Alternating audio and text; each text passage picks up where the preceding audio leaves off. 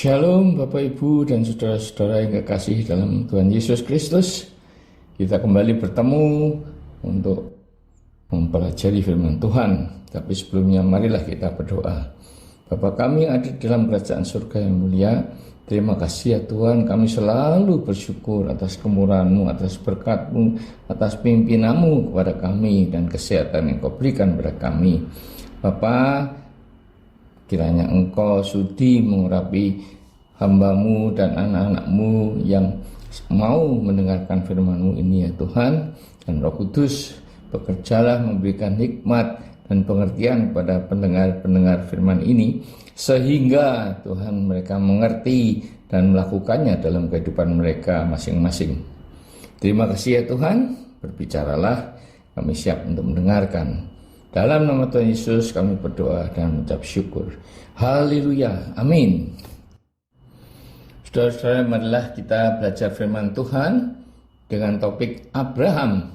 Ternyata Nah, saudara-saudara, kita lihat ringkasan hidup Abraham. 1. Kurang mentaati perintah Allah.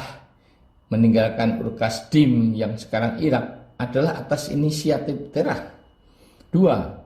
Tidak langsung ke Kanaan tetapi menetap di Haran dulu dan meninggalkan Haran dengan mengajak Lot, bukannya sendirian seperti perintah Allah. 3. Ketika diuji ada bencana kelaparan, dia pergi ke Mesir. 4. Menipu Firaun dan Abimelekh bahwa Sarah adalah adiknya.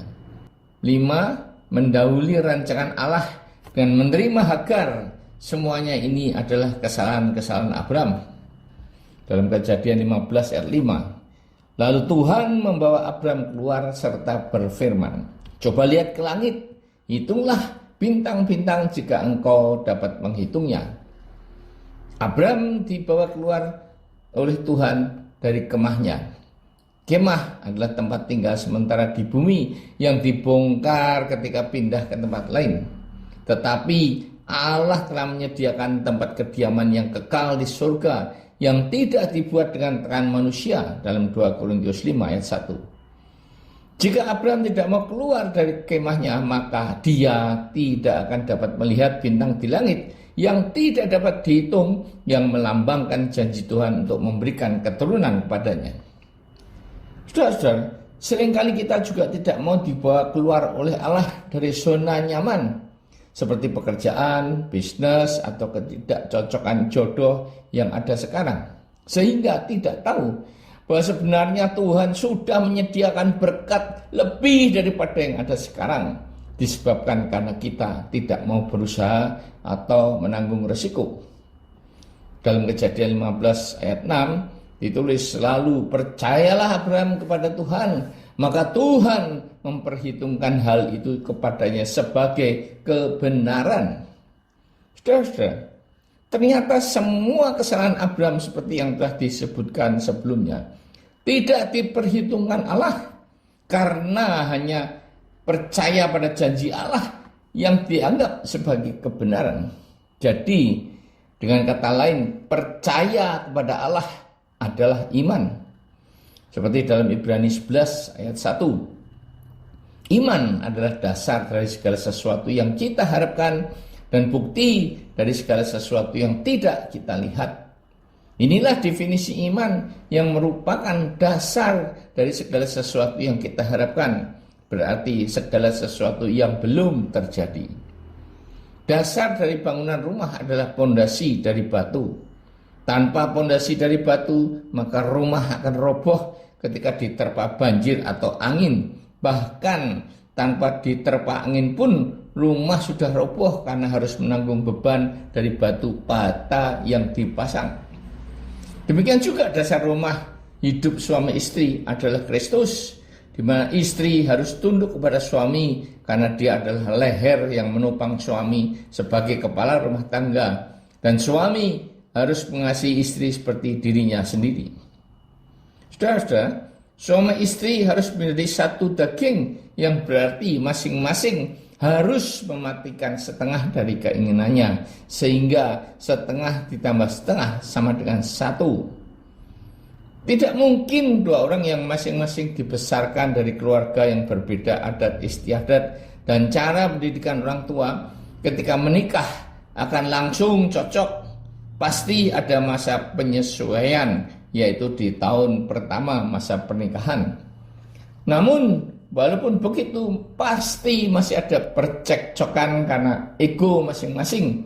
Dan hanya firman Allah lah yang dapat membuat mereka saling menyadari dan mau mengerti serta memaafkan kesalahan pasangannya.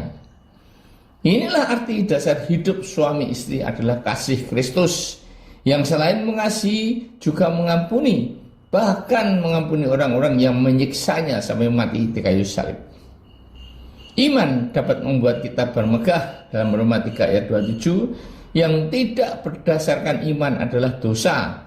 Roma 14 ayat 23. Apalagi untuk menerima kasih karunia keselamatan dalam Efesus 2 ayat 8 yang harus kita imani sekalipun kita masih hidup di dunia.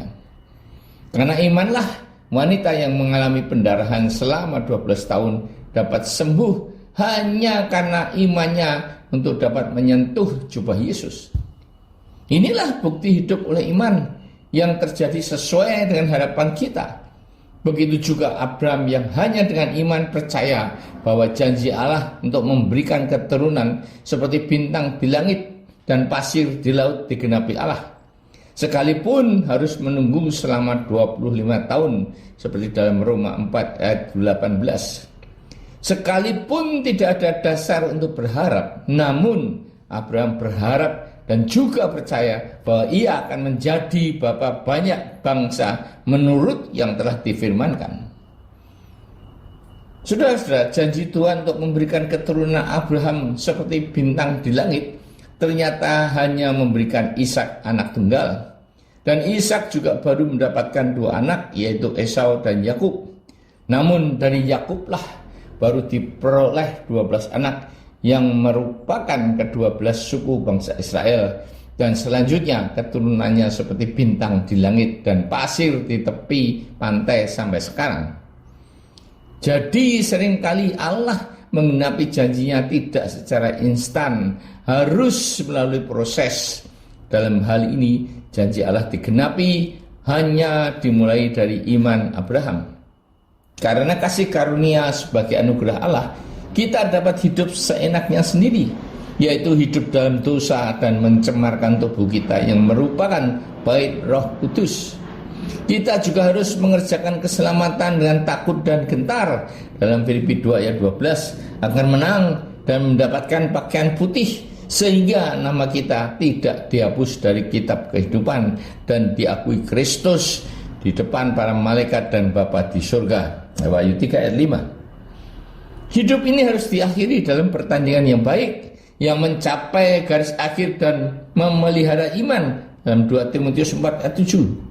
Pertanyaannya, apakah saudara dan saya sekarang ini sudah hidup dalam iman dan bukan hidup oleh penglihatan? Apakah iman saudara dan saya akan goyah ketika harus menunggu dengan tekun, dengan taat dan patuh kepada Tuhan untuk melakukan perintah dan ketetapan-ketetapannya, seperti Abraham yang dengan iman percaya harus menunggu selama 25 tahun untuk penggenapan janji Allah? Apakah karena ketidaksabaran menunggu iman menjadi bukti yang nyata atas janji Allah, saudara dan saya juga melakukan tindakan mendahului Allah seperti Abraham menerima Hagar, pembantu Sarai, untuk mendapatkan anak, yaitu Ismail, yang ternyata setelah mengandung, Hagar menghina Sarai majikannya, dan Hagar melahirkan Ismail, di mana kelakuannya seperti keledai liar dan tangannya melawan tiap-tiap orang, dan tiap-tiap orang akan melawannya. Dia akan menentang semua saudaranya dalam Kejadian 16 ayat 12. Dan kesalahan Abraham dengan mendahului kehendak dan rancangan Allah berakibat sampai hari ini. Saudara-saudara, memang tidak mudah mempunyai iman dalam menantikan janji Tuhan digenapi, menantikan takdir untuk dimuliakan seperti Yusuf yang harus menunggu selama 13 tahun. Saudara-saudara, untuk tetap bertekun hidup dalam iman dan bukan dengan penglihatan. Renungan ini akan saya akhiri dengan ayat Galatia 2 ayat 20. Namun aku hidup, tetapi bukan aku sendiri yang hidup, melainkan Kristus yang hidup di dalam aku. Dan hidupku yang kuhidupi sekarang di dalam daging adalah hidup oleh iman dalam Anak Allah yang telah mengasihi aku dan telah menyerahkan dirinya untuk aku. Amin. Marilah kita berdoa. Bapa kami yang ada di surga, terima kasih atas firman-Mu, di mana memang hidup dengan iman tidaklah semudah seperti apa yang kami ingini. Oleh karena ketidaksabaran dan ketekunan kami untuk menunggu penggenapan atas rancangan-Mu terjadi.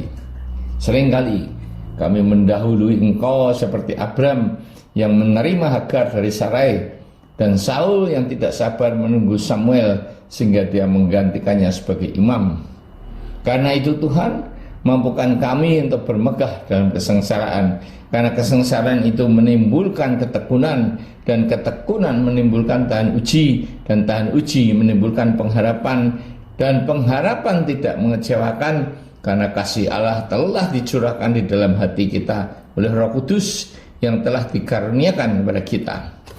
Bapa, kami juga berdoa bagi mereka yang sedang sakit, tolong jamah dan sembuhkan mereka, ya Tuhan, dengan bilur-bilur-Mu. Dan bagi mereka yang sedang mengalami masalah, tolong berikan mereka kekuatan dan tuntunlah mereka agar mendapatkan jalan keluar, karena Engkau adalah Allah yang adil dan setia, yang tidak akan membiarkan anak-anak-Mu dicobai melebihi kekuatan mereka. Berkatilah juga anak-anak-Mu dalam pekerjaan dan usaha, dan juga mereka yang sedang dalam studi di sekolah ataupun kuliah. Roh Kudus tetaplah bekerja untuk memimpin anak-anak-Mu sampai janji Tuhan digenapi. Terima kasih Tuhan. Dalam nama Tuhan Yesus kami berdoa dan mengucap syukur. Amin.